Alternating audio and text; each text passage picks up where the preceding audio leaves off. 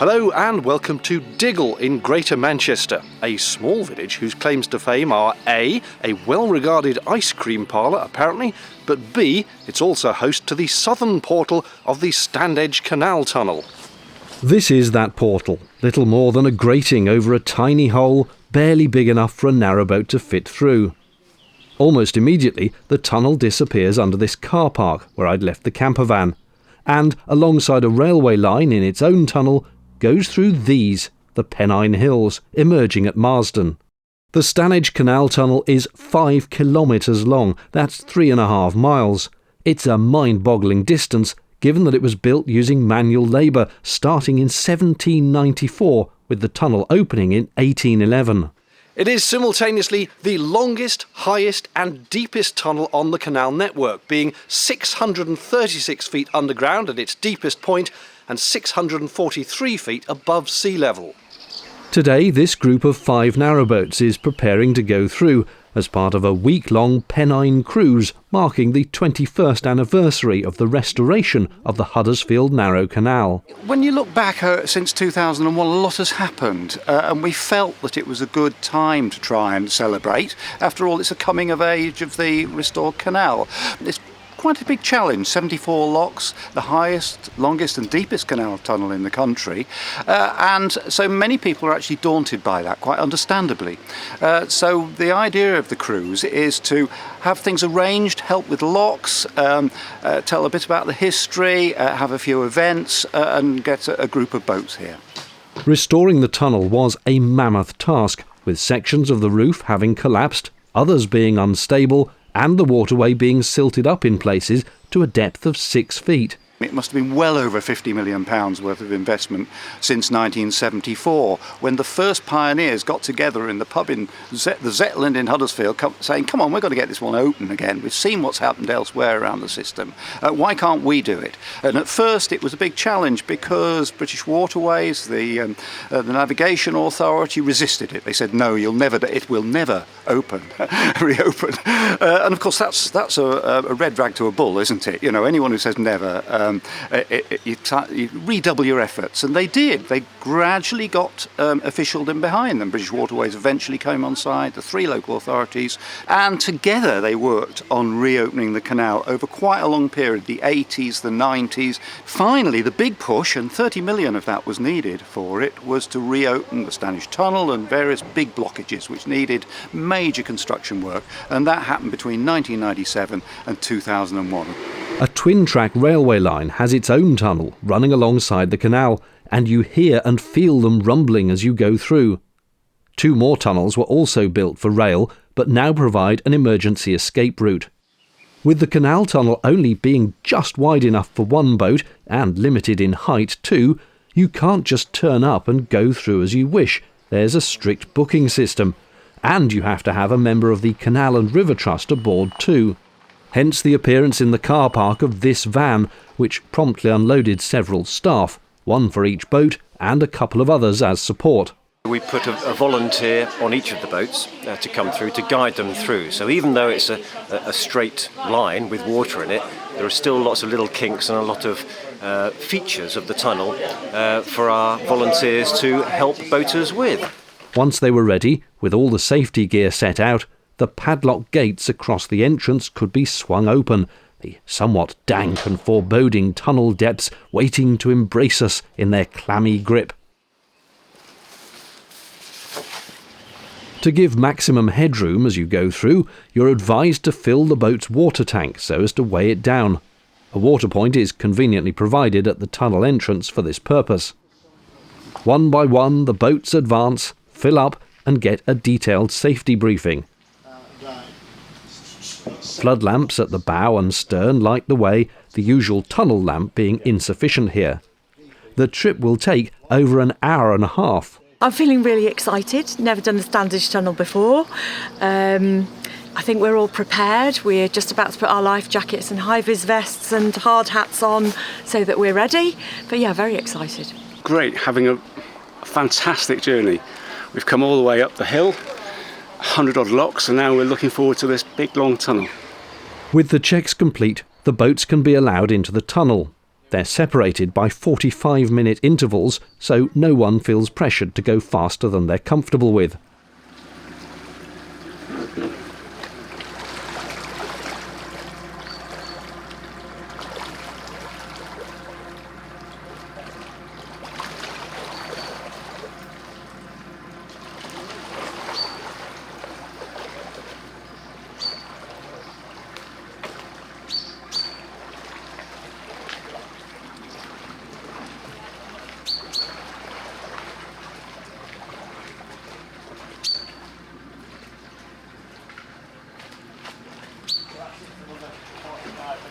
With Water's Edge having departed, it was time for the boat I was joining, Marsh Warbler, to get set. Its captain, Chris, tugged it gently up to the water point.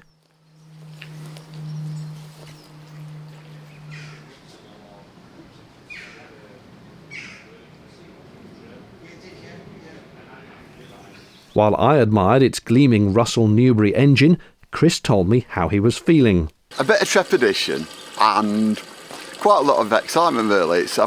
Tunnels have never bothered me. I've been through most tunnels in the country, but this is a bit different than Hare Castle even, which a lot of people find a bit frightening, but that doesn't bother me, so hopefully it'll be good fun and I'll be ready to come back.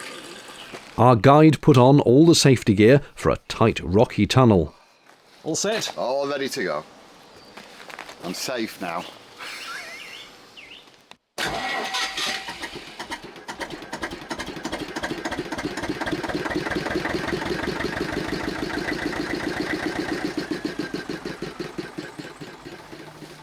The lines were cast off and our journey began.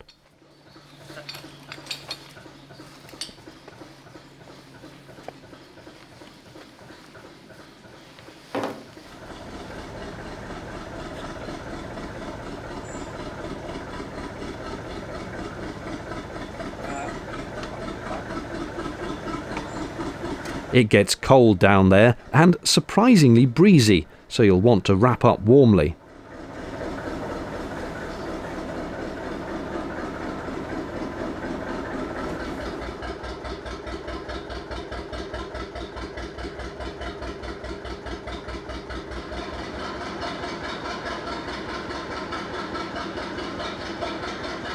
The main thing you notice about the tunnel, and very quickly, is how varied the walls and ceiling are. Sometimes it's brick-lined,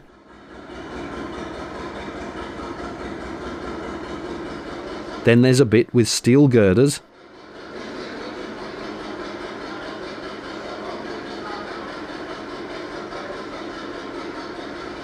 followed by concrete slabs,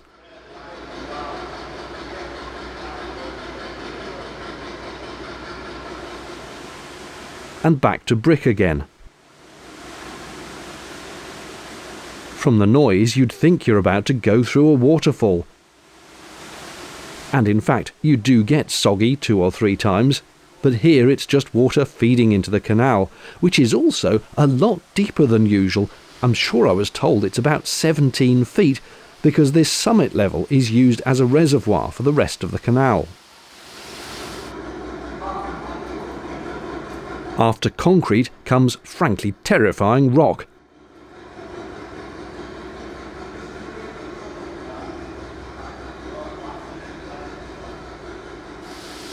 Then brick.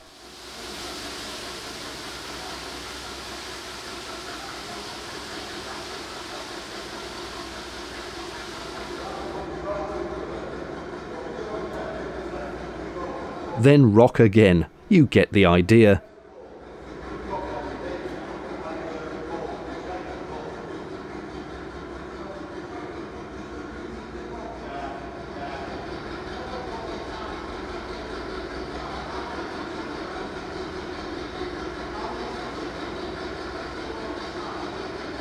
And look how tight it is.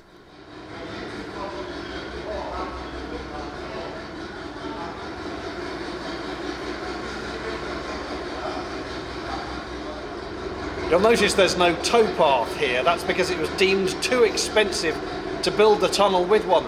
So back in the days before they had engines, men would be paid to lie on a plank of wood across the width of the boat and literally used their legs to walk the boat through. They were known as leggers. Must have been absolutely back-breaking work. My only view of the captain and his guide was their torch, but Chris was keeping us well on course. Here the rocks have been sprayed with concrete to keep them stable. It all looks a bit 1960s Star Trek. And that's one of the 4 checkpoints we pass and briefly stop at to talk to control up above and let them know we're still on the move. It only takes a moment, then you're off again, thinking of how many thousands of tons of rock are right above your head.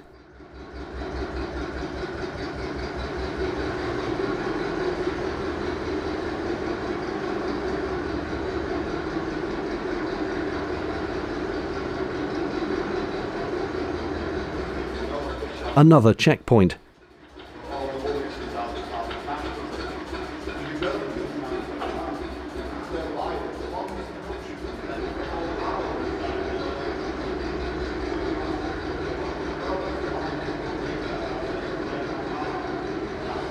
Somewhat unnerving, though clearly doing their job, are the bolts holding the rocks in place, which you spot at various times.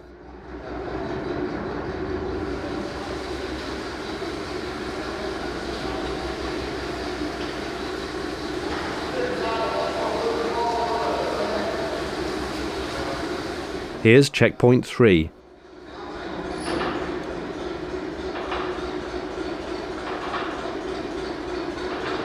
And we're on to the home straight.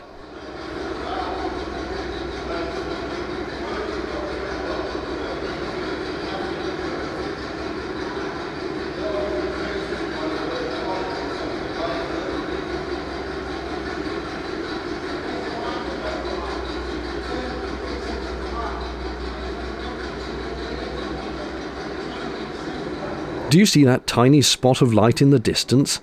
That's the exit.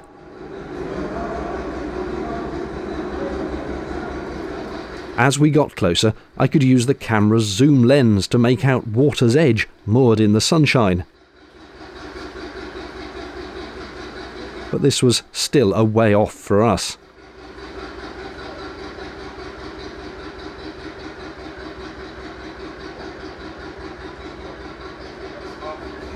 Finally, an hour and a half after we entered, the narrowboat made it to the tunnel mouth at Marsden, where there's a rather nice and friendly cafe and a Canal and River Trust visitors centre.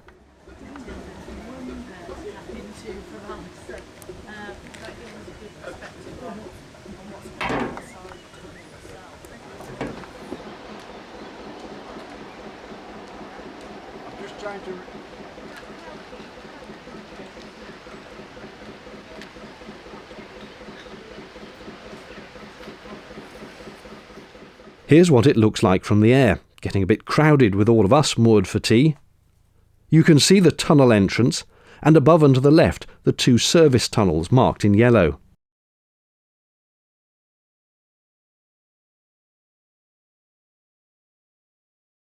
Here's a better view of all that. Roads go into the service tunnels, and the railway comes out next to them with the canal below. The watery staircase is a rather pretty overflow from a nearby reservoir. And this is what we just came through.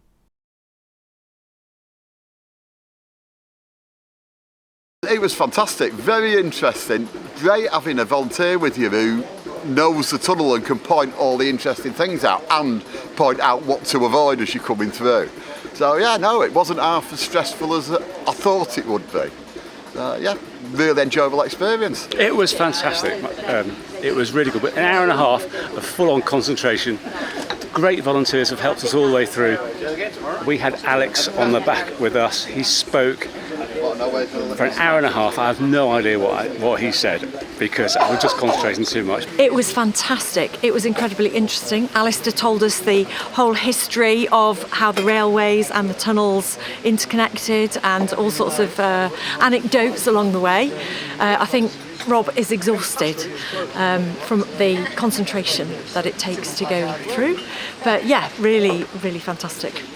While Chris moved the boat over, out of the way, we waited for the next to come through. The Huddersfield Narrow Canal has a reputation as difficult because of the number of locks and often low water levels. But according to the Huddersfield Canal Society, that may be undeserved. It's often the case with reputations that you hear about them and they're built over many years. I mean, people used to say the Ashton was the most hazardous canal to go up, and you had to do it early in the morning, but now it's nothing like that, So these things get handed down, don't they? I think the Huddersfield has become easier to navigate. From the beginning it was hard because a lot of the lock gates that had been restored in the 80s and 90s were no longer in very good condition. So as soon as it was restored, other works had to happen after it. They had to purchase more, British Waterways purchased more lock gates to replace the ones that had already been restored. So things have got better over the years. Still, water is always an issue, and this year particularly, but then we've had very little rain in the Pennines, so it's one of those years when we're all suffering, all the Pennine waterways. So yes, it's daunting. I'm constantly surprised by the number of single-handed boaters who do make the trip and don't request help. Some people are perhaps more stubborn and want to do it themselves, but with this, we're at least able to give people assistance and make a bit more of a feature of it. Right on the dot, the next boat after us came out, and the final one 45 minutes later still.